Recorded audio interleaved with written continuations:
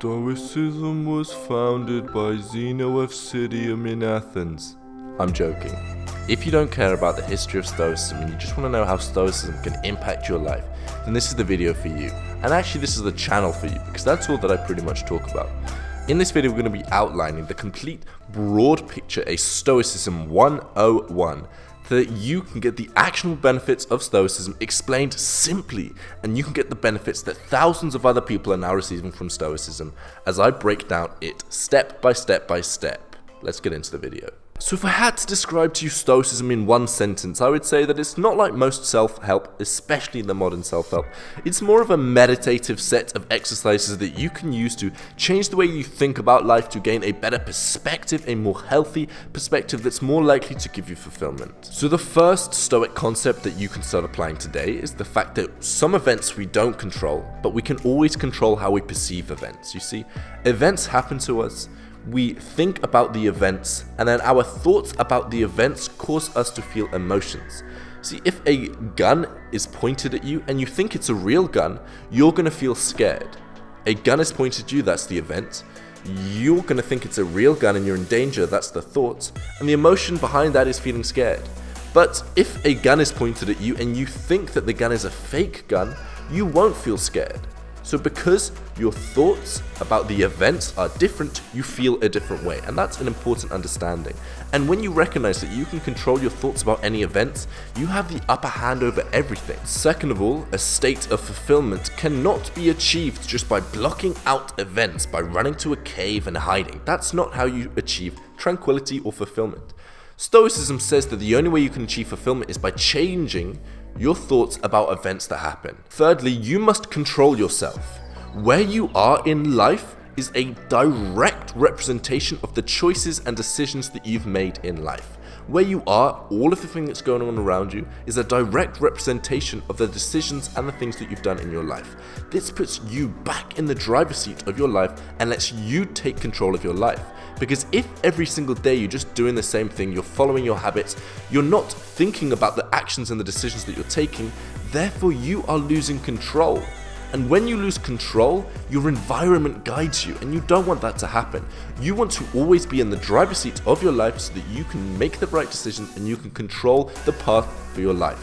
So put yourself back in the driver's seat, stop being a victim, and start making your life the way you want to make it be by making the correct decisions. If a passerby and asked you for $20, you'd probably say no. You'd probably be like, go away, I don't want to give you $20. But the thing is, people do ask for that, but instead they ask for our time. They tell us gossip, they do things to make us play on our mind, and everything takes up space. Space on the mind. Every person in your life, everything that you have takes up a little bit of space in your mind. So if you're not going to give them $20, why would you give them your time? Why would you freely give people your time? Time is the most valuable resource that you could ever have, so why are you giving it away freely?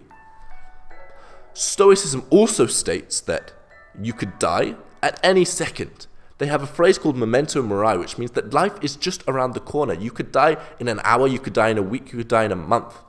Therefore, live your life with this awareness. Don't shy away from it. Don't shy away from the fact that you could die. Instead, embrace it fully and love the fact that you could die at any moment. Because when you are fully in tune with that, you will start living your life to the best of your potential, and you'll start taking every single second and utilizing its importance, because every second is a second that will never get back.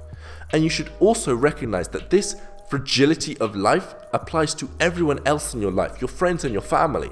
So think about their death, but don't let this get you negative. Use this to fuel you and completely be grateful for all the time you have with them, and when they do pass away, unfortunately, you'll be less upset. And the same goes for physical objects, or your job, or your car, or your house. That could all get burned down. You don't own all of those things. They are simply on loan from nature. And by recognizing this and by focusing on this, if bad things do happen to you, then you won't be so negatively affected. And you can do this same exercise for the future. When you're planning an event or you're planning a project, you should always just consider the negative things that could happen when you go about this project. Something wrong could happen, and by thinking about that beforehand, that does two things. First of all, you're more likely to prepare for the things that go wrong, and when you're prepared for them, they are less likely to actually go wrong. And second of all, if they do go wrong, you're already mentally prepared for them, you expect them to happen, so you'll be less negatively affected. In good times and in bad times, we always have a choice. Whether you're in jail or you're a successful entrepreneur, you always have a choice. No matter where you are, no matter where you came from, you always have a choice. And that choice is controlling what you think. You always have the decision to be happy. You always have the decision to be free, to be a good man. It's all your decision. You are in control again. And when you recognize that, you can start making the right decisions. You should make it a habit of looking inwards. The Stoics would always recommend taking time throughout the day just to reflect on yourself, reflect on how you're feeling, whether you've done the right things in the day, whether you've made the right decisions, whether you're actually getting towards your goals. Just take some time to sit back and reflect. Nowadays, thanks to technology and our phones constantly on us, it's easy to avoid that time. The only company we have is our mind. It's easy just to get out our phone when we're on the bus or when we're walking. It's easy to listen to music or podcasts when we're on the bus or washing dishes. It's up to us to give ourselves the space and the time to reflect on ourselves, because that is an essential part of progress in the human mind. We need to take that time where we don't do anything apart from reflect on ourselves and ask ourselves the difficult questions throughout the day. You get what you focus on, so focus on what you want to get. The Stoics would always say that if you are naturally fearful, if you're naturally paranoid, then by focusing on that paranoia and focusing on that fear, those things are more likely to happen than if you focus on the positive, optimistic side of things.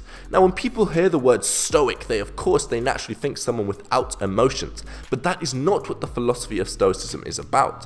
The philosophy of Stoicism states that you should be optimistic, because when you are optimistic, those things are likely to play out in your life, because again, you get what you focus on. So if you get what you focus on, if you're constantly thinking that your partner is going to cheat on you, that's more likely to happen, because subconsciously you'll be pushing that fear onto your partner. So instead, focus on what you want to get. But where does the definition Stoic come from? Well, Stoicism says that you should never get angry. You should never lose control of yourself. Yes, you should feel your emotions, but you should always be completely in control of them. Because as soon as you start letting yourself get angry, you're out of control. You're giving your body and your mind control from your environment, and instead you want to keep in control of your mind at all times. You want to stay calm and stay focused. If you want the complete Stoic guide to staying focused, then click the first link in the description and there's a free book on how to do that. The Stoics also say that you should practice poverty. You should purposely go through voluntary discomfort.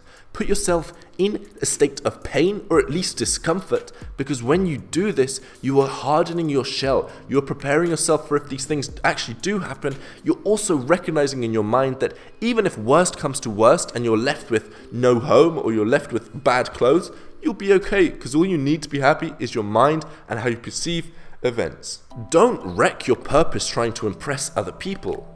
Again, you can't fully control how other people perceive you, but what you can control is your thoughts. So instead of spending your time trying to impress other people, instead of buying that new car or doing a job that you don't really want because you want the new house or the new car to impress other people, instead focus on the things that you know will give you fulfillment.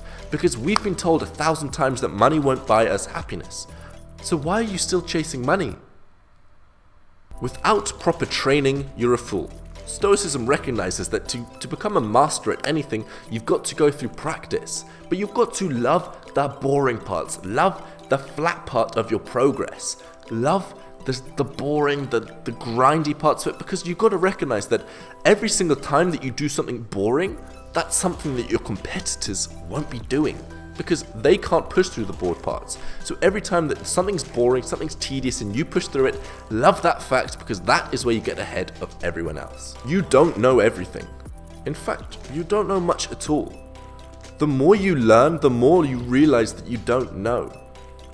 So use this to stay humble, and you will only make progress if you can stay humble and recognize that you can learn from everyone. When you're feeling emotional or when you've got a big problem, just zoom out of yourself, disassociate yourself, zoom out as if you're looking at yourself from a third person view just for 5 minutes, and recognize that your problems are small, and in relation to the big picture, the whole world, your problems are tiny. And what's better, thousands of other people have been through these problems and thousands of other people have overcome these problems. So constantly keep perspective, recognize that you are not the center of the world, you are just a small part of it, and use that to gain perspective and recognize that you can overcome more problems than you actually think. You should turn obstacles around, because every single obstacle that happens to you can actually be flipped around into something beneficial to you.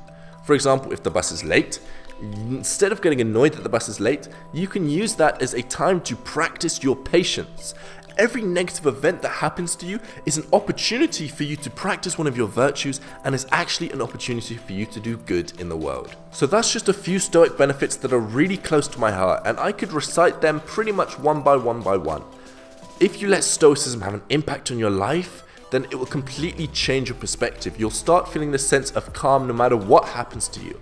And if you want the complete Stoic guide to staying calm no matter what happens to you, there's a completely free book that you can get if you click the first link in the description. If you're new around here and if you enjoyed the video, then make sure you like it and then subscribe, because I do videos just like this one, but I dive deeper into each of these concepts. So up there in one of the corners, I can't remember which one, there's a full playlist for everything you need to know about Stoicism. So after you've clicked the first link in the description and you've downloaded your free PDF to staying calm no matter what external things happen to you, after you've done that, then go ahead and just make your way through that playlist. My name's Andrew Kirby, I'll see you in that playlist.